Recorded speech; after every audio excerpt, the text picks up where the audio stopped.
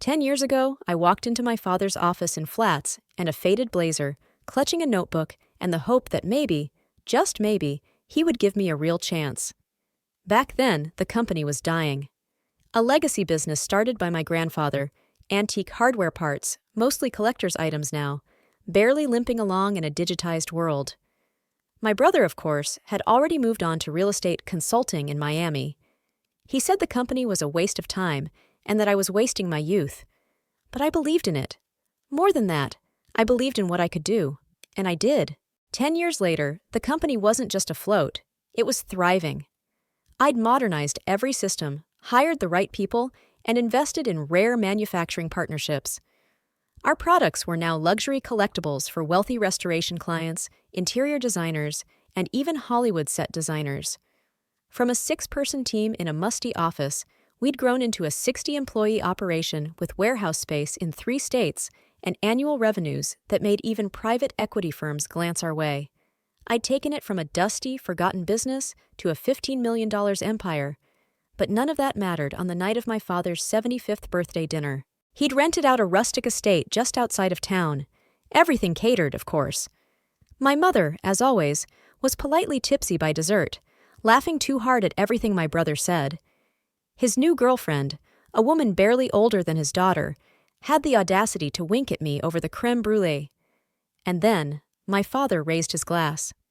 "To family," he said, "and to the future of Hart and Beckett Supply." I smiled, thinking maybe this was it. Maybe after 10 years of proving myself, he was going to say the words I'd waited a lifetime to hear, that he was proud, that I'd earned it. But instead, he turned to my brother and said, "It's time for Daniel to take over. I think he has the right instinct." It took everything in me not to react. 10 years of 60-hour weeks, of missing birthdays, of giving up my own home to reinvest in inventory, and he handed it all over to the man who once tried to sell the company's domain name for poker money. I didn't say a word. I smiled, nodded, and clinked my glass. But the next morning, I arrived at the office at 7:15 sharp. I sat in my chair, stared at the nameplate on my desk that still said, Operations Director, and I made a silent promise. If Daniel was going to take over, he had no idea what that actually meant. Daniel didn't show up until 10:42 a.m., strolling into the office like he was on vacation. He wore a crisp navy suit, sunglasses still hanging off the collar, and brought with him the faint scent of cologne and arrogance. He patted the receptionist on the shoulder, called her sweetheart, and breezed past her desk as if he'd been CEO all along. I was already deep into reviewing supplier contracts in the conference room when he knocked once and barged in without waiting. "Hey, sis," he said too casually. "Figured I'd swing by and take a look at the empire. Pretty impressive, huh?" I didn't look up. "There's a process for vendor renewal. You'll need to be briefed." He laughed, the same obnoxious bark I remembered from childhood. "Relax. I'm not here to play micromanager. I'm more of a big-picture guy, you know?" That was exactly the problem. I kept it cordial. Let him talk. He blabbered about vision and brand expansion like he was pitching to some investor on a yacht. I listened, nodded, and made mental notes of every red flag. Over the next week, he installed a standing desk in my father's old office, replaced the company's homepage with a glossy photo of himself shaking hands with a real estate agent, and scheduled meetings he never showed up to. Staff started whispering.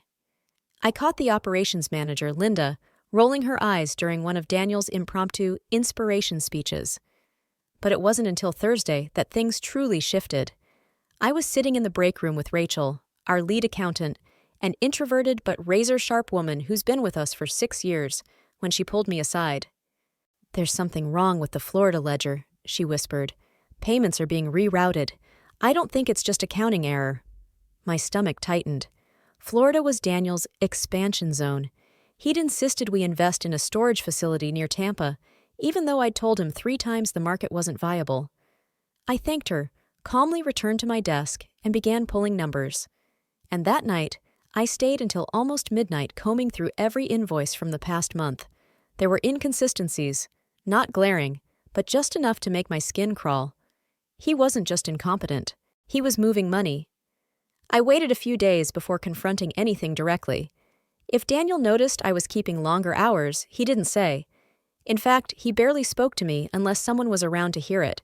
His new favorite pastime was grandstanding in the open office, tossing around buzzwords he barely understood.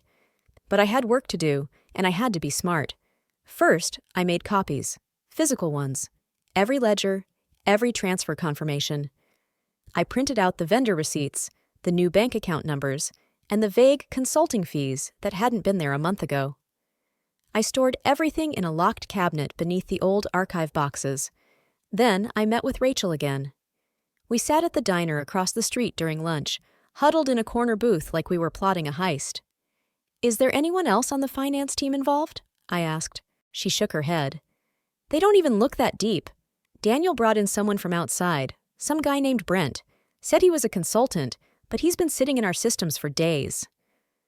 I wrote the name down. I already didn't like him.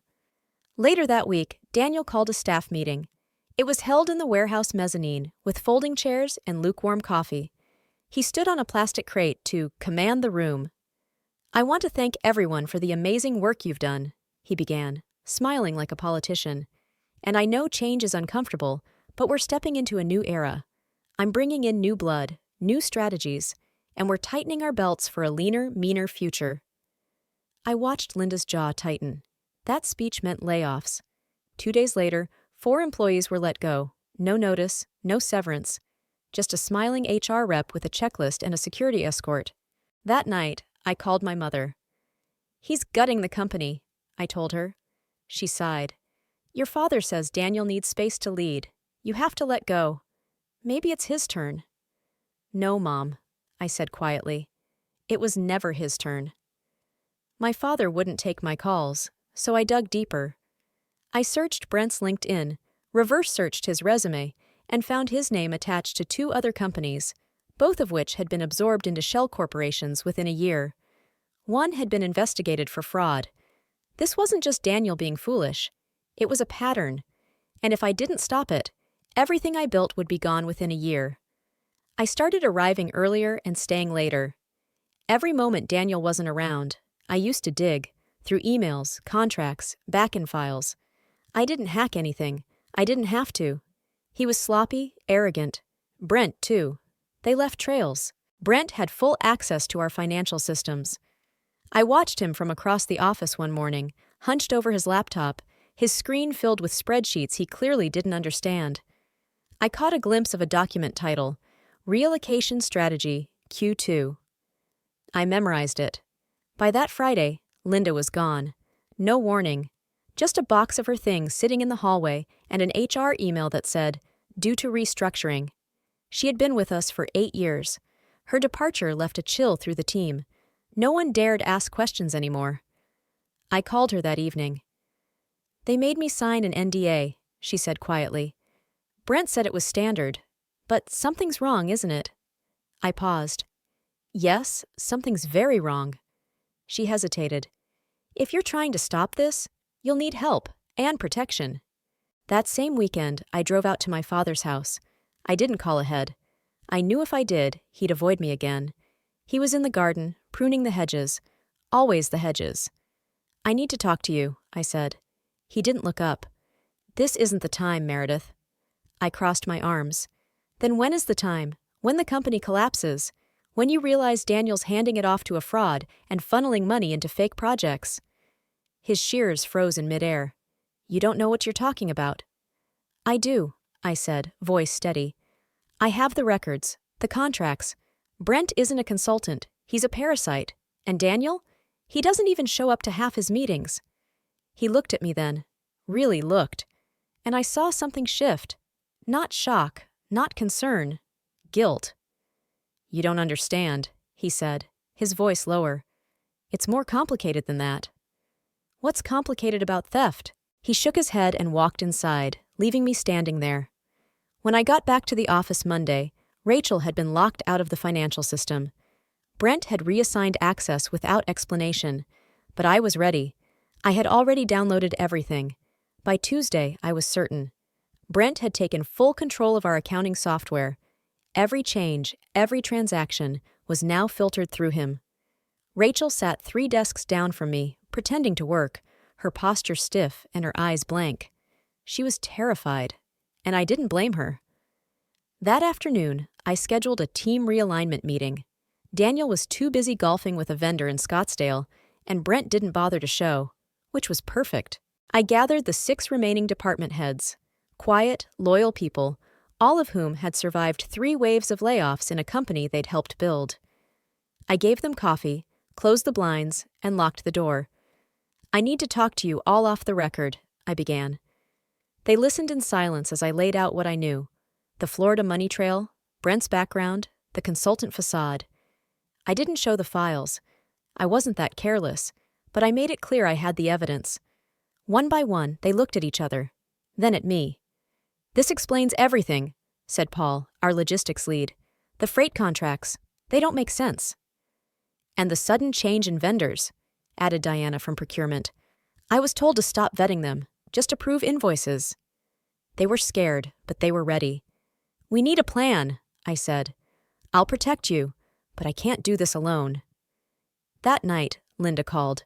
"I've been thinking," she said, voice low.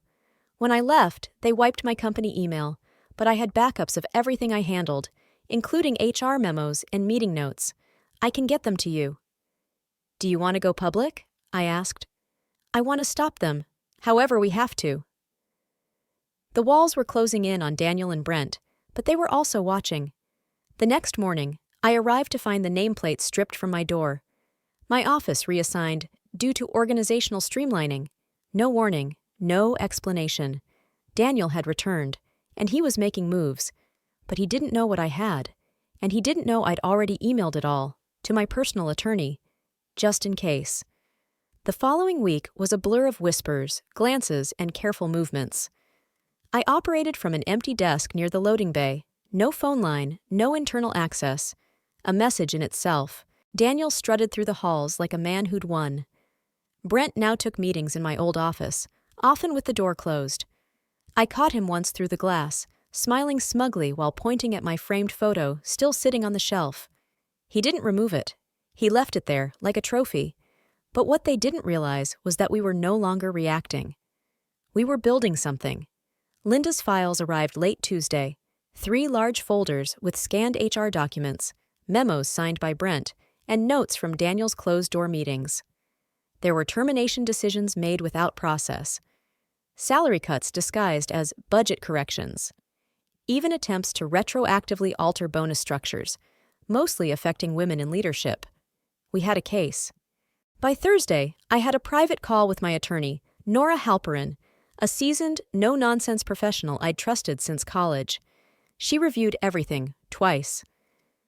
"You have enough for whistleblower protection," she said, "and possibly a civil suit if they retaliate further.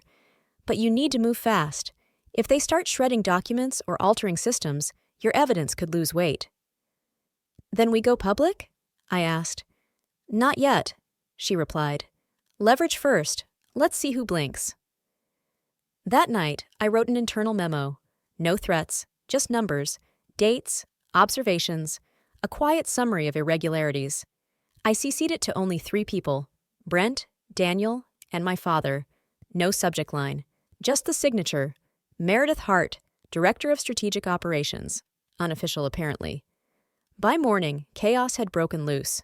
Brent stormed in early, his face red, pacing the floor. Daniel followed soon after, slamming doors and calling impromptu meetings. But the damage was done. My father had finally seen the data, the timeline, the connections. And then, at 3:17 p.m., my phone buzzed. A message from Rachel. 2 words: "He's here." I looked up. My father was walking through the office, slowly, alone. No announcement, no security, just him, carrying a manila folder. For the first time in weeks, Brent and Daniel were silent. He walked past both of them and stopped at my desk. "Let's talk," he said quietly. We went into conference room B, the only one not rigged with Daniel's new productivity sensors. My father closed the door behind us and placed the folder on the table without speaking. The room felt smaller than usual. Maybe it was just the weight of what needed to be said. "I read everything," he said after a long pause. Twice. I stayed quiet. I know it looks bad, he continued. But you don't know the full story, Meredith. He opened the folder. Inside were older documents, personal letters, emails, even a copy of a non-disclosure agreement. One caught my eye. It was dated over a year ago. Addressed to him, signed by a man named Charles Desmond. He was a silent investor, my father explained. Your uncle's old business partner. He offered Daniel a private loan to develop a second division, luxury restoration services, a branch that would merge with Hart and Beckett down the line. I stared at him. That wasn't in any board meetings, no discussions, nothing. He nodded. Because it was off books. I didn't know Daniel would bring in someone like Brent. The deal required discretion. If it went public too soon, we'd lose leverage in a pending buyout. A buyout? I repeated. He sighed. We've been in quiet talks with Eastbrook Capital. They want to acquire niche supply chains with growth potential. They were watching us. If they see this chaos, they'll walk. I leaned back, arms crossed. You gave Daniel control so he could manage an illegal side deal? No, he said firmly. I gave him a chance to prove himself. I didn't know he'd sabotage everything. I thought you two could. I stood up. He fired Linda. He's cutting women's bonuses. He rerouted money into false accounts. This isn't a lapse in judgment. It's a scheme. And if you let it continue, you're complicit. He looked away. After a moment, he said quietly, What do you want? I want Daniel out, I said, and Brent gone. Today. He nodded slowly. Give me until tomorrow. There's a board call at 10. I need to do this by the book. I hesitated. You have until 10. That evening, I met Rachel and the others in a private Slack channel. I told them what was coming and what to prepare. Backups, documents, anything Brent might try to erase. At 7:12 p.m., Rachel messaged me again. Brent is downloading files. Looks like he's wiping logs. We were officially out of time. By 8 p.m., I was back in the office with Rachel, laptop open, air stale. The building was mostly empty, except for the two of us, and the hum of server fans in the next room. We had to stop Brent from wiping anything else. He's already started archiving employee access logs, Rachel said, typing rapidly. He's not deleting outright. He's masking the trails. Classic white-collar laundering move. Can we beat him to it? I asked. Maybe. Depends how much time we have. She paused. Or how stupid he is. We copied everything to an encrypted external drive. 2 copies. One would go home with me. The other, Rachel tucked inside her tote, along with a burner flash drive labeled Fabric Samples, just in case she was stopped. By midnight, we'd saved full server snapshots. Every invoice, memo, access log. Even Brent's internal chat messages, some of which mocked laid-off employees and included snide comments about me. I emailed my attorney and blind copied Linda on the summary. A third email went to a secure inbox Nora had created in case of legal escalation. We were ready for anything. Or so I thought. At 6:41 a.m., Rachel called me. He knows, she said breathless. Brent knows we were in the system. I think he's trying to flip someone on the board. I was already dressed and in the car by the time she finished the sentence. By 9 a.m., I stood in the hallway outside the boardroom, holding the file folders like armor. Through the glass, I could see my father seated at the head of the table. Daniel was there, smiling confidently. Brent sat beside him, stone-faced. The other board members filtered in. Some I knew well, others only through signatures on quarterly reports. I spotted Carla Morgan from Legal, Harold Chin from Logistics Investments. No one looked comfortable. At 9:57, my father stood and gestured for me to enter. No announcement, just a nod. I stepped in, calm, silent. Brent didn't even look at me. Daniel grinned, leaning back in his chair like this was a formality. My father cleared his throat. I've called this meeting to address growing concerns regarding internal mismanagement and misconduct, he said. The last few weeks have revealed some alarming patterns. I didn't speak. I just opened the folder and handed out the evidence, line by line, name by name. There was no yelling, no table pounding, just a slow, chilling silence as each page passed hands. When I reached Brent's chat logs, Carla's lips pressed into a line. When they saw the forged vendor approvals, Harold's brow furrowed. And then, finally, when I presented the shell company tied to the Florida warehouse, Daniel's face changed. That's when I knew. He hadn't realized how much I had. At 10:31 a.m., my father looked around the table and said, "Let's vote." The vote was quiet. Hands raised, one by one. No dramatic speeches, no protests. 6 votes for immediate termination of Brent Weston's consulting agreement. 5 votes, then 6, for Daniel's suspension pending investigation. He didn't speak. Not at first. But once the silence stretched, he leaned forward, looking straight at me. "You think you've won," he said, calm, even smug. "You think this company's going to survive now that you've torched everything we built with Eastbrook? They'll walk. You just cost the family everything." "No," I replied. "You cost us everything. I'm the one cleaning it up." He stood, shoved his chair backward, and glanced at our father. "Tell me you're not letting her do this," he said. But our father only said, "It's done." Daniel left without another word. Brent, on the other hand, tried to argue. Legalities, consulting rights, slander. He threw out every word he could think of. But no one was listening anymore. Carla handed him a printed termination letter and instructed it to revoke his access immediately. By noon, security escorted both of them out. The office was eerily still afterward, as if no one could quite believe it. I returned to my desk, my real desk with my nameplate restored, and found Rachel waiting for me with 2 cups of coffee. "Is it over?" she asked. "Not yet," I said, "but the bleeding stopped." We spent the next 48 hours in non-stop cleanup. Department heads began compiling formal reports. Linda returned as an external advisor, her reinstatement pending board approval. Nora, my attorney, was now coordinating with Carla to begin the internal audit process. Every transaction Daniel had touched was being pulled apart. The Eastbrook Capital deal? That part unraveled quickly. They sent a cold, clipped email withdrawing interest due to instability in leadership and operational concerns. But truthfully, I didn't mourn the loss. That deal had been rotten from the start, chosen behind closed doors, with whispered promises and shady contracts. For the first time in months, I felt clarity.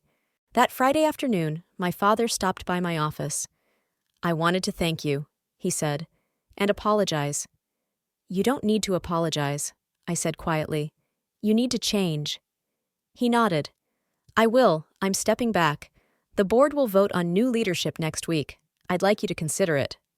I blinked. "You're offering me the company?" "I'm offering you what you earned 10 years ago, and what I was too blind to see." He left before I could answer. That night, I sat at home, rereading old strategy notes I'd scribbled years ago, back when I thought no one would ever take me seriously. Back when I believed effort alone would eventually be enough. Now, I knew better. The board voted unanimously the following week. I was officially appointed CEO of Hart and Beckett Supply. No interim, no qualifiers, no more silent sacrifices. The moment I signed the acceptance letter, I felt calm, not triumphant, not emotional, just a quiet, steady certainty. I didn't need applause. I needed direction, and I had it now. The first thing I did was issue a company-wide memo, not from legal, not from HR, but from me. I wrote it myself, with no edits.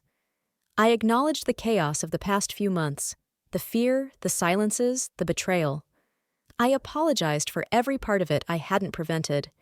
Then I laid out what would change: transparency in decision-making, restored department input, reinstated roles for qualified team members. I ended it with, "We built this company together. Now we rebuild it. Better, stronger, ours." The response was overwhelming. Messages poured in, not just from staff, but from clients and vendors who had sensed the unrest, but said nothing. Some had nearly walked away.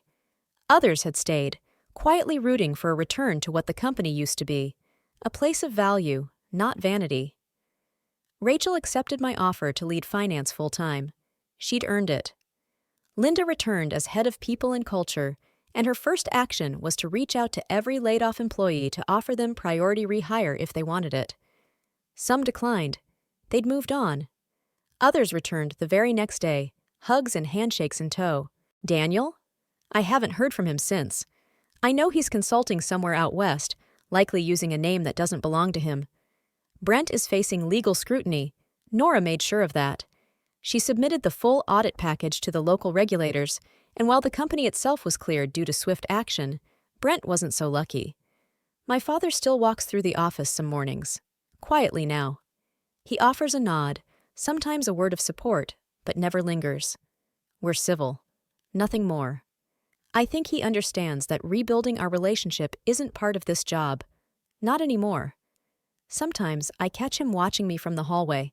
His daughter, now leading the company he built with his own father. Only I'm not here because of bloodlines or backroom deals. I'm here because I refuse to let it all fall apart. We just closed the quarter at $4.2 million in sales, not because of a flashy merger, not because of a reckless expansion, but because the people who cared stayed, fought, believed. And because I never forgot where I started, alone, in a borrowed blazer, with nothing but a notebook and the belief that I could do better. Now, I will.